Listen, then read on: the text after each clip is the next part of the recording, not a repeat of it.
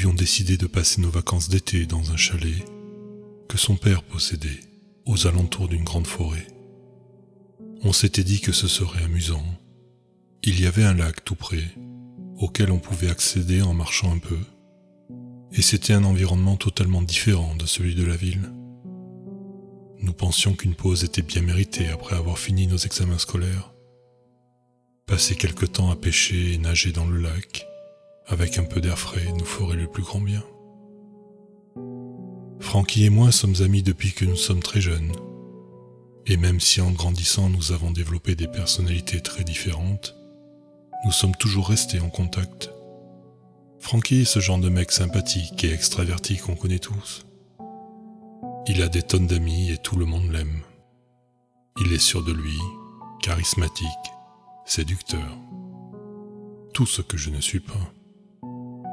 En fait, nous avons des personnalités complètement opposées. Je suis timide et je n'ai pas beaucoup d'amis.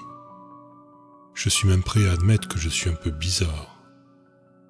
Je ne suis pas intéressé par le sport comme tous les autres gars. Moi, j'aime l'art. En soi, ce n'est pas ça qui me fait me sentir bizarre, mais plutôt le thème de mes œuvres, qui met mal à l'aise les gens autour de moi. Et non, je ne dessine pas de la pornographie. Je dessine et invente des monstres, toutes sortes de monstres, des zombies aux aliens. Maintenant, beaucoup de gens apprécient mon art, mais c'est parce qu'ils ne me connaissent pas personnellement. La plupart de mes amis et des membres de ma famille n'aiment pas l'objet de mes créations. Ils pensent que ça a une influence négative sur moi, qu'il est anormal de penser à ce genre de choses si souvent. Mais ne vous méprenez pas. Je ne suis pas une sorte de bête sanguinaire, de créature hostile ou un membre d'une secte. J'aime juste les monstres. J'aime ce sentiment de fausse peur, comme beaucoup d'autres gens. Évidemment que c'est amusant de sentir des frissons dans le dos, quand c'est faux. Une fois, j'ai demandé à Francky pourquoi il continuait de vouloir être mon ami. Et il m'a simplement dit « Tu es quelqu'un d'intéressant, plus que les autres. » C'est ce que j'ai toujours admiré chez lui. Il accepte tout le monde, même moi. Il n'est pas comme tous ces gens qui essayent de me changer. Je suis son ami, avec mes défauts et tout le reste. Lorsque nous sommes arrivés au chalet, c'était comme si ça sortait d'un rêve. C'était immense, avec plein de fenêtres et des meubles en bois. C'était le pied. Nous n'avons pas perdu plus de temps. On a posé nos affaires en vitesse et pris le chemin du lac. Le soleil était encore assez haut dans le ciel. On aurait bien le temps d'en profiter avant la nuit. Bien sûr, j'avais apporté mon carnet de croquis, dans l'espoir d'avoir un peu d'inspiration quand je serai là-bas, tandis que Francky avait juste emporté sa canne à pêche et un petit sac d'appât. Ça n'a pas été très difficile de trouver comment s'y rendre, et il nous a fallu qu'une trentaine de minutes pour aller du chalet au lac. Nous sommes restés assis là pendant un bon moment, parlant de tout et de rien, de musique et de filles. Francky a fait presque toute la discussion. Pas de surprise de ce côté-là. Au bout de quelques heures, nous étions tous les deux silencieux, profitant juste des bruits du lac et des oiseaux, et aussi du vent. Je m'étais installé dans un coin pour dessiner le monstre de l'étrange créature du lac noir, pendant que mon ami pêchait. Après quelques heures de plus, le soleil a commencé à se coucher. Nous avons alors remballé nos affaires et commencé à marcher vers le chalet. Environ 5 minutes après avoir entamé notre marche, j'ai réalisé que j'avais oublié un paquet de crayons de dessin sur la rive. Alors j'ai dit à Francky de continuer et que je le rattraperai plus tard. Il semblait quelque peu réticent, car il commençait à faire sombre, et que c'était ma première fois hors du chalet. Il m'a charrié en disant que je n'aurais qu'à appeler les gardes forestiers si je me perdais. Nous avons tous les deux rigolé, puis nos chemins se sont séparés. Ça ne m'a pas pris longtemps pour retourner au lac, mais une fois là-bas, j'ai remarqué quelque chose d'intrigant. J'ai lentement longé la rive, en regardant attentivement le sol.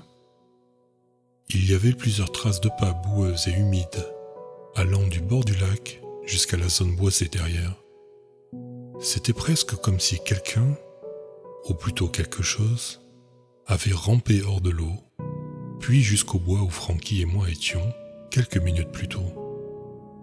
Je suis resté là pendant ce qui m'a semblé être une éternité, avant de saisir mes crayons et de me remettre en marche sans plus tarder. J'ai dit que j'aimais le sentiment de frisson dans mon dos, quand je savais que c'était faux. Ce n'était pas ce que je ressentais à cet instant. J'étais plus qu'un peu effrayé. La seule chose que je pouvais faire était de me convaincre qu'il y avait une explication logique, une qui n'incluait pas de monstres marins ou de meurtriers cachés dans la forêt. Je serrais fermement mes crayons et regardais prudemment autour de moi, pour m'assurer que j'étais seul, tout en marchant d'un bon pas sur le chemin du retour. C'est alors que j'ai commencé à entendre de l'agitation tout autour du sentier. Des bruissements de feuilles, et dans les buissons, des craquements de brindilles. Des bruits de pas et d'eau qui goutte.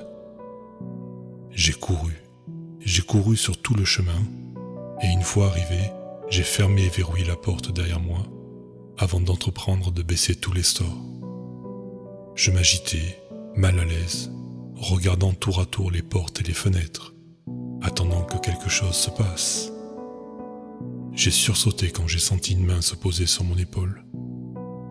Je me suis un peu détendu lorsque j'ai compris que c'était Francky. Il avait un regard qui mêlait incompréhension et inquiétude. Au début, je n'ai rien dit. J'arrivais à peine à reprendre mon souffle. Mais j'ai finalement expliqué à Francky ce qui était arrivé. Et il a affiché un sourire incrédule. « Tu te fais des films ? C'était sûrement juste des loutres ou des ratons laveurs. Ils nettoient leurs pattes dans les lacs et les cours d'eau. C'est sûrement ce que t'as entendu. » m'a-t-il dit nonchalamment. Je me sentais à la fois soulagé et stupide. Je me suis dit que j'avais juste réagi de manière excessive, victime de mon imagination. J'ai donc fini par ne plus y penser. Nous avons dîné, regardé un peu la télé et nous sommes allés au lit. J'ai fait un rêve cette nuit-là. Du moins, j'espère que c'en était un. Il y avait une créature qui se tenait au bout de mon lit et qui me fixait. Enfin, je pense qu'elle me regardait. Je ne parvenais pas à trouver ses yeux. Il y avait 2 cavités creusées là, d'où ses yeux avaient probablement disparu.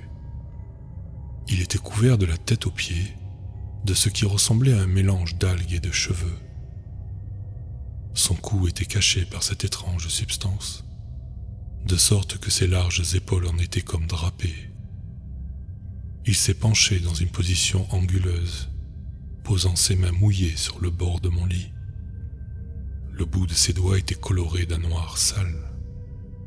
Ses ongles étaient fissurés et très longs, grattant le pied du lit, en même temps qu'il se dirigeait vers le coin du matelas. Le parquet faisait un bruit étouffé à chacun de ses pas, qui le rapprochait lentement de moi. Je voulais crier, m'enfuir ou me cacher, mais j'étais figé sur place.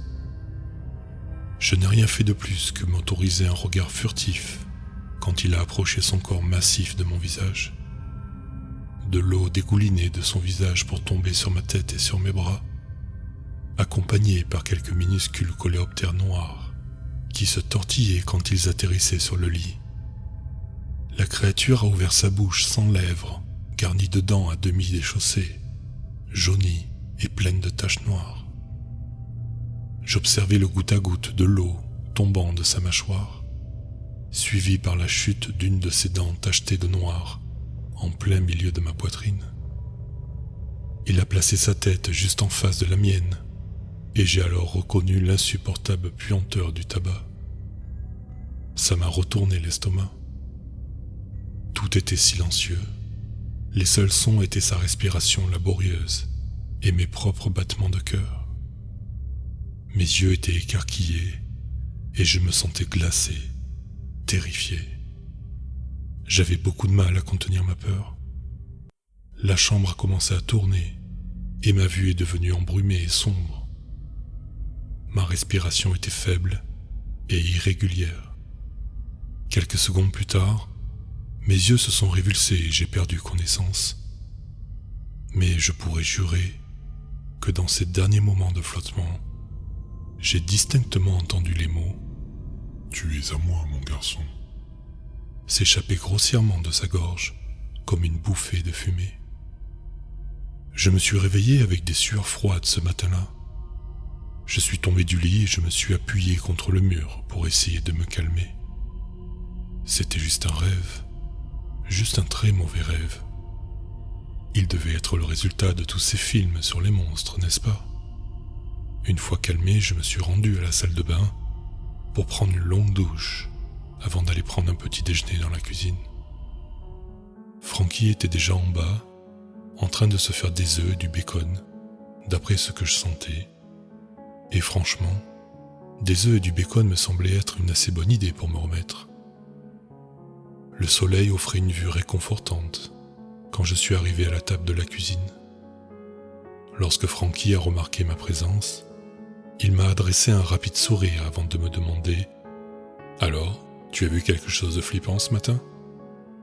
J'ai froncé légèrement les sourcils. Je savais qu'il plaisantait, mais le souvenir de ce qui était arrivé cette nuit était encore trop frais dans mon esprit pour que je puisse l'ignorer complètement. J'ai haussé les épaules et réussi à lui adresser un petit sourire avant de ramasser mon matériel de dessin pour m'aider à penser à autre chose. Frankie avait l'air déçu, comme s'il espérait que cette blague serait plus drôle, et il est retourné à ses œufs et son bacon.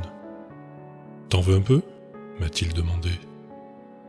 Je me suis empressé de répondre en essayant de détendre l'atmosphère. « Oui, enfin, je pensais que tu me poserais jamais la question. J'étais sur le point de mourir de faim. » On a éclaté de rire et commencé à se moquer l'un de l'autre à tour de rôle. C'était presque comme si les choses étaient revenues à la normale. Dans ma distraction, j'avais dessiné quelque chose que j'espérais ne jamais avoir à revoir. Je n'avais pas remarqué jusqu'à ce que mon esquisse soit presque complètement terminée. Ces deux orbites vides qui hantaient mes rêves. J'ai immédiatement refermé mon carnet avant de le mettre de côté, dégoûté. Comment avais-je pu dessiner ça sans même m'en rendre compte? L'art n'est pas une chose ou méthode irréfléchie. Vous devez savoir ce que vous êtes en train de dessiner pour obtenir un résultat correct. Alors pourquoi j'aurais voulu dessiner ça? Mes yeux se sont posés sur ma main et j'ai remarqué quelque chose d'encore plus alarmant. Le bout de mes doigts avait pris une teinte jaunâtre, accompagnée de petites taches noires entre mon index et mon majeur. J'ai d'abord pensé que c'était juste de l'encre, mais aucun de mes stylos ne fuyait. Comment diable mes doigts s'étaient-ils retrouvés comme ça? Heureusement, Frankie avait fini de faire à manger, avant que je ne me mette à trop y réfléchir. Une fois notre repas fini, Frankie a suggéré que nous nous rendions au lac pour pêcher un peu plus, et peut-être même nager. Je n'étais pas très enthousiaste à l'idée d'y retourner, mais je voulais faire tout ce qui était en mon pouvoir pour dépasser mes craintes. Alors j'ai fini par accepter. Je me suis mis en maillot de bain, et j'en ai profité pour essayer de nettoyer les taches noires sur mes doigts. En vain. Ça ne voulait pas s'en aller. Je ne sais pas comment, mais j'ai réussi à me convaincre que c'était vraiment de l'encre, et qu'un de mes stylos avait un problème. Je veux dire, c'est une explication convenable, non? Par réflexe, j'ai pris mon carnet de croquis, qui était ouvert à une page vierge sur la table de la cuisine. Je n'y ai pas accordé d'importance, pensant que Frankie avait dû y jeter un coup d'œil pendant que je m'habillais. En toute sincérité, je n'avais pas du tout prévu de nager, mais ce serait plus facile de refuser les propositions insistantes de Frankie au bord du lac qu'au chalet. Nous sommes donc partis ensemble une fois nos affaires réunies. Frankie semblait à l'aise dehors, mais je gardais un œil au cas où quelque chose d'étrange arrivait. Je ne pouvais pas ignorer le sentiment tenace que quelque chose clochait. Tout semblait normal lorsque nous sommes arrivés sur la jetée. Le soleil était haut, le ciel bleu, le lac accueillant. Peut-être que tout ça était juste dans ma tête. Frankie était en extase quand il a vu le lac. Il s'est dépêché de poser les affaires qu'il avait emmenées, à retirer sa chemise et à sauter dans l'eau. Il nageait, arborant un grand sourire, m'a regardé puis m'a dit « Viens, elle est bonne, on fait la course jusqu'au milieu du lac et on revient, ok ?» Il m'a fait signe de le rejoindre, mais j'hésitais. J'étais encore inquiet, même si tout semblait parfaitement normal. Peut-être un peu plus tard, j'ai quelques idées que je voudrais dessiner d'abord. Frankie a essayé une fois de plus de me convaincre, mais il a fini par aller nager seul, plus loin de la rive. Je me suis assis par terre et j'ai ouvert mon carnet de croquis en feuilletant les pages à la recherche de la dernière page utilisée. Quand je l'ai enfin trouvé, je me suis figé. Il y avait un dessin qui n'était pas là avant. Je ne l'avais pas dessiné. Je sais que Frankie n'a pas pu le dessiner non plus. Ça ne pouvait pas être lui. J'avais tenu mon carnet pendant tout le trajet vers le lac. J'ai senti un frisson remonter le long de mon échine. Le dessin représentait un garçon assis au bord de l'eau, fixant un gros livre qui ressemblait à mon carnet, sauf qu'il y avait une immense silhouette sombre derrière lui. J'ai remarqué qu'une grosse ombre commençait lentement à me couvrir, moi et mon carnet. Tout semblait bouger au ralenti. Je n'entendais plus du tout le chant des oiseaux, mais je pouvais entendre Frankie hurler mon nom. Il agitait ses mains dans les airs et criait comme pour me prévenir de quelque chose. Je n'arrivais pas vraiment à entendre ce qu'il disait, mais je pense que je le savais déjà. De l'eau coulait sur mon carnet et mes vêtements. L'odeur du tabac emplissait l'air. Je fixais l'eau avec crainte, jusqu'à voir lentement émerger ces fameuses orbites vides juste en face de moi. Mes yeux se sont écarquillés sous l'effet de la peur. J'ai essayé de m'enfuir, mais il a attrapé ma jambe et m'a entraîné vers le sol. Je me suis accroché au bord du lac, mais il m'a tiré avec une telle force que je ne pouvais rien faire d'autre que me laisser aller. Il a commencé à me traîner vers la forêt. J'ai hurlé, lui ordonnant de me laisser partir, mais il ne m'a même pas adressé un regard. Je pouvais entendre ce qui ressemblait à un marmonnement indistinct sortant de sa bouche. Il continuait de tirer avec force, tandis que j'essayais de m'accrocher à tout ce que je pouvais. J'enfonçais mes mains et mes bras dans le sol, jusqu'à ce qu'ils soient couverts de saleté, de coupures et de contusions. Mais cela m'importait peu. J'ai continué de pousser des hurlements en espérant que quelqu'un m'entendrait, mais je n'ai pas eu cette chance. Soudain, une petite cabane est entrée dans mon champ de vision. Elle avait l'air d'être abandonnée depuis plusieurs décennies. J'étais surpris que ça tienne encore debout. On aurait dit qu'elle pouvait tomber en morceaux à tout moment. Je crois que c'était un vieil abri anticyclone. Il a ouvert la porte de sa main libre. Il m'a lâché ma jambe et j'en ai immédiatement profité pour essayer de m'enfuir. Mais il ne lui a fallu que quelques secondes pour m'attraper par l'épaule et me jeter dans la cave. Je suis tombé dans les escaliers et ma tête s'est cognée contre le sol. Je me suis assis là, les yeux rivés au plafond, pendant que le monde tanguait autour de moi. J'ai entendu la créature rire de sa voix éraillée et haletante, tout en claquant les portes. Je suis tombé dans les pommes quelques minutes plus tard. Je ne sais pas combien de temps j'ai été inconscient, mais au moment où je me suis réveillé, il faisait noir. J'éprouvais une douleur lancinante à la tête, et je pouvais sentir une substance chaude ruisseler le long de mon visage et dans mes cheveux. J'ai essayé de m'asseoir, mais ça m'a fait me sentir encore plus mal. Tout continuait de bouger et je n'arrivais pas à garder mon équilibre. Mon poignet me faisait extrêmement mal. J'avais dû me le tordre quand on m'a jeté ici. Il y avait quelques bougies dans la salle qui diffusaient une lumière faible. J'ai légèrement sursauté quand j'ai entendu un bruit de verre brisé par terre au-dessus de moi. Je distinguais des cris et d'autres bris de verre. Ma tête commençait à aller mieux, alors je me suis redressé et j'ai regardé en direction du plafond. Il y avait plus d'une voix, 3 pour être exact. L'une d'elles était rauque et colérique. Les 2 autres semblaient appartenir à des personnes un peu plus jeunes, un homme et une femme. Brusquement, j'ai entendu crier.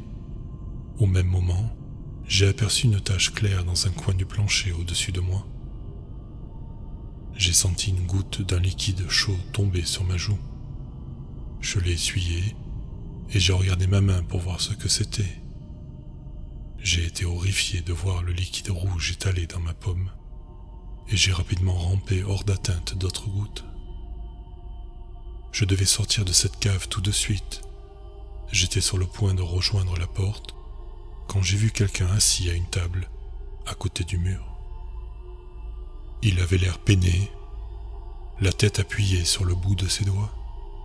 Il me regardait avec une expression qui exprimait des années de malheur. Au milieu de la chemise du jeune homme se trouvait une large blessure par balle, entourée par une tache de sang humide. Il y avait également des traces de sang sur son visage et son épaule. Ses cheveux et ses yeux étaient aussi noirs que du charbon, et sa peau aussi blanche que du papier. Il me ressemblait beaucoup, à l'exception que ses vêtements étaient du style de ceux portés dans les années 1900.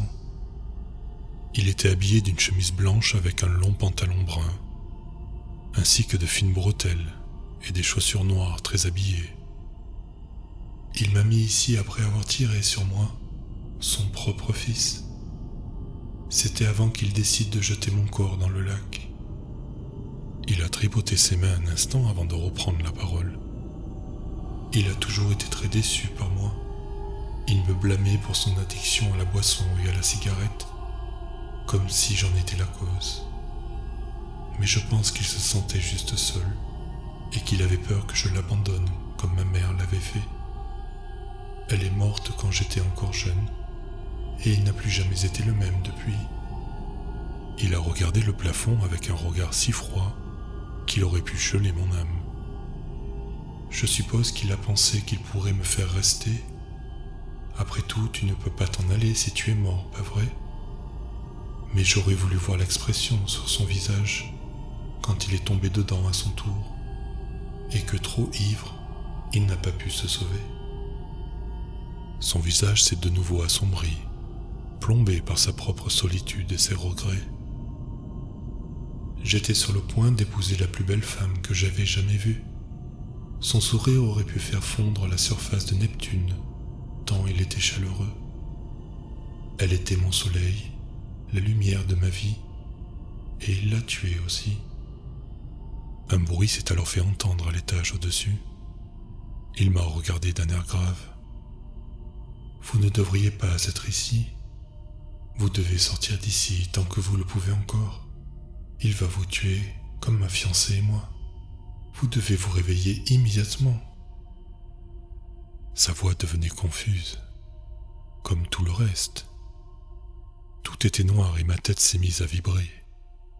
Je pouvais néanmoins entendre une voix familière au loin.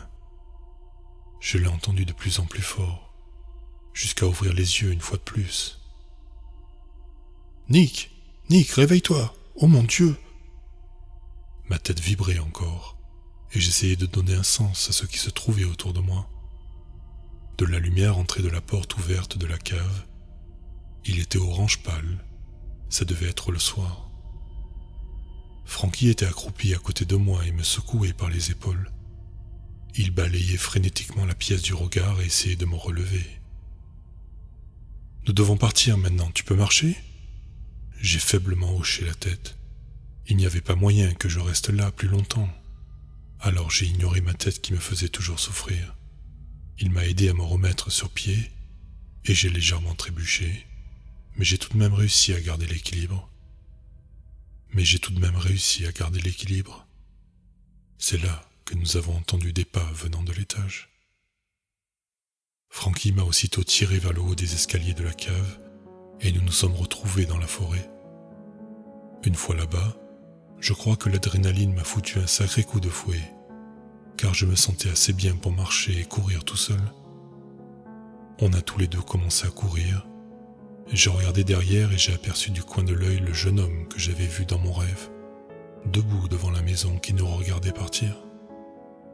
Nous courions pour sauver nos vies, mais avec ma blessure, je trouvais difficile de suivre Frankie qui avait disparu dans le feuillage devant moi. Quand je suis arrivé au chalet, Frankie était introuvable. Je criai son nom mais n'obtenais pas de réponse. J'ai boité vers le côté du chalet où était le garage et je l'ai trouvé vide, pas de voiture. J'ai senti mon cœur manquer un battement. J'entendais les pas clapotant dans la forêt derrière, venant de la vieille cabane. J'ai reculé de dépit en voyant émerger la sinistre figure hors de la forêt et se diriger vers moi. Dans un mouvement convulsif, son visage s'est déformé en un sourire crispé et affreusement malsain. « Je t'ai trouvé », a-t-il soufflé lentement. Comme sorti de nulle part, j'ai entendu un bruit de klaxon de voiture s'approcher de l'allée. Frankie a arrêté la voiture avec un bruit strident et m'a crié par la fenêtre « Monte !» J'ai sauté à l'intérieur et on a filé au loin, loin de cette effrayante cabane, loin des esprits. On a continué de rouler sans s'arrêter jusqu'à ce que nous soyons arrivés en ville, où nous sommes passés par l'hôpital et le poste de police. Nous n'avons évidemment rien dit sur la créature sans yeux, ni sur les fantômes. Nous leur avons simplement dit qu'un homme fou nous avait suivis et attaqués, et qu'il vivait dans cette cabane pas loin de notre chalet. Ils ont visité l'endroit, mais n'ont trouvé ni homme, ni créature démoniaque. Ils ont cependant démoli la cabane qu'ils jugeaient dangereuse pour le public en raison de sa vétusté. Ils ont aussi mené des recherches dans le chalet pour trouver des indices et ont trouvé un objet particulier dans ma chambre. Caché dans les couvertures de mon lit, il y avait une petite dent tachée de noir qu'ils ont gardée comme la seule et unique preuve des incidents du chalet. Frankie et moi avons profité de l'enquête pour retourner chercher nos affaires. Nous étions tous les deux mal à l'aise au début, mais je me suis dit que tout irait bien avec un groupe de policiers armés pour nous accompagner. Rien qui sorte de l'ordinaire n'est arrivé quand nous y étions. J'espère que la destruction de la cabane a fait partie à la créature, l'esprit, ou peu importe ce que c'était, ainsi que les personnes qui l'a tué. Il m'a fallu une éternité pour avoir le courage d'ouvrir à nouveau mon carnet de dessins. À ma grande surprise, tous les dessins de la créature avaient disparu en même temps que les taches noires et jaunes qui étaient sur mes doigts. Ça m'a pris du temps avant de me remettre au dessin, mais au moins, je vais avoir de la matière à travailler maintenant.